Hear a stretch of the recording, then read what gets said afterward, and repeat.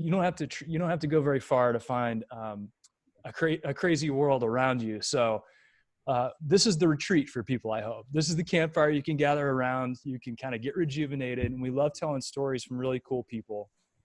And our friends at Door Counts got us in touch. So Door Counts is our new sponsor.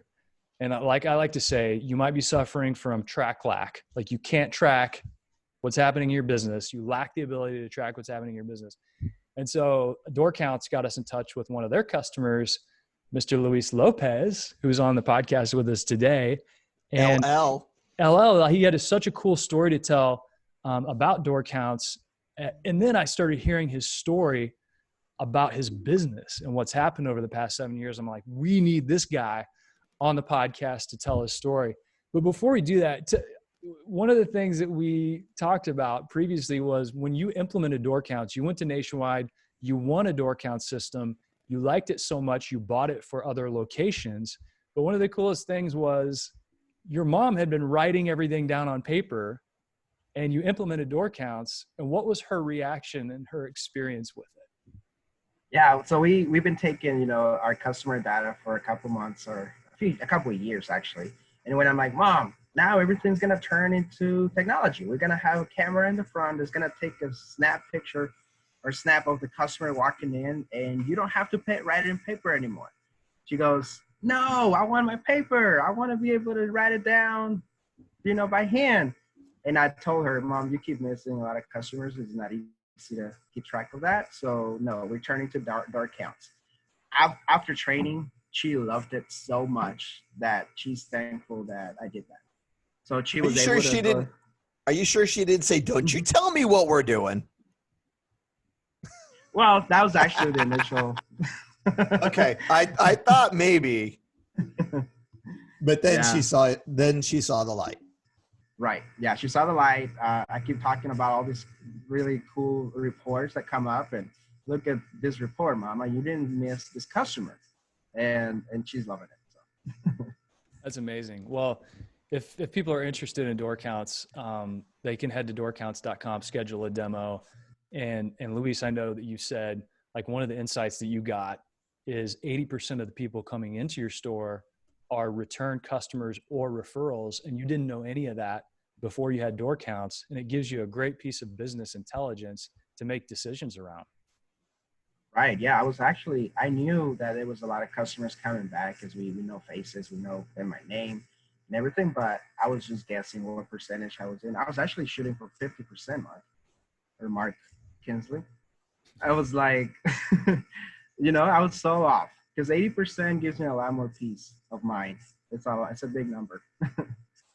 Well, one of the things that we kind of got to dig into when we were talking on the phone earlier was your story and where it started. And it was such a cool story to me. So you're in Baton Rouge, Louisiana, and in Kenner, Louisiana. You have 3 locations. You've been in business for 7 years, Lopez Furniture. You're the CEO.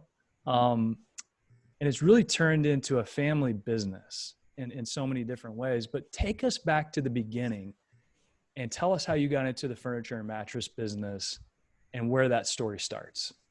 Sure. I mean, it's a story of perseverance, hard work, sweating, crying. I don't know if it's going to be boring, but here we go. So I'm just kidding.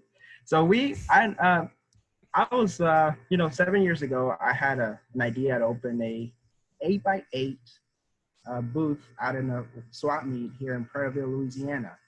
I was out there on the weekends. I had 3 jobs and I was going to college, so I didn't really couldn't do anything more than just an 8x8. So I had 64 square feet of showroom. And with only a $2,000 investment, I was out there on the weekends, Saturday and Sundays, just, trying to make it. I bought sofa set. I remember I had a bunk bed and a dining table with a bunch of catalogs that I would show people. And I would just stand outside the booth, smile a lot, try to bring people in to our store.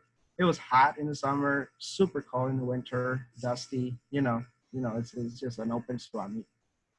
So we were there for a year, about a year and a half, and I started growing in that little place. I did a second rental, a second building, So I had two 8x8s now. So I had 130 square feet of showroom. And then I doubled that. So I ended up having 4 spaces there on the weekends. So that was the beginning of Lopez Furniture. And so when you went from 1 space to 4 spaces, what were you seeing happening with customers? Were people coming back to see you, kind of like we found out with referrals and return customers? What kind of merchandise were you selling? Were you becoming known for something? What was that like? Yeah, it was actually pretty good, because we know with 4 spaces we had 2 to 3 sofa sets now. We would bring decor, so we make it nice. I actually have pictures of that. I will share them on our Facebook page at Lopez Furniture. And I remember I had a really good friend of mine that was there sitting down with me on a Sunday, just chilling. And he's like, dude, did you just close a $10,000 sale from here? I'm like, I sure did. So those same customers that we had there, were trusting us 100% with their purchases. They were doing $10,000 purchases in that spot. So, it was super cool, because we would spend $400 a month probably on that spot, and we were closing 10,000 in a day. No, it was cool. We really loved it. It was a way, but we will put all that passion and all that knowledge that we have into it, and we will make it look nice. It wasn't like, if you see pictures, you will actually probably not believe what you see. Well, and let's back up even more, because your story in the furniture and mattress business starts in that 8x8 space in a flea market, but you came to America from Mexico when you were 12 and you didn't speak any English. Is that right? Right. Yeah. I was brought here. Yeah. And where did you go from there? That's quite a story beginning to say you came to the US, you didn't speak any English at 12 years old during, a lot of the formative years when people learn English, and now all of a sudden you're doing $10,000 tickets out of a flea market booth. Take us from like 12 years old up. Sure. Success is a pile of failures, and from 12 to 2021, I don't know how, there was a lot of failures in between. There was, my dad lost a store in Phoenix, Arizona. Me being the oldest son, I had to translate to everybody, our vendors, our landlord. So, all of that happened within 8 to 10 years, where he opened a business. He was really, really good at it, because he's been doing it for 35 years. So he knows his stuff. But the crash market happened in 2007 in Phoenix, and that's when we flew out to come to Louisiana.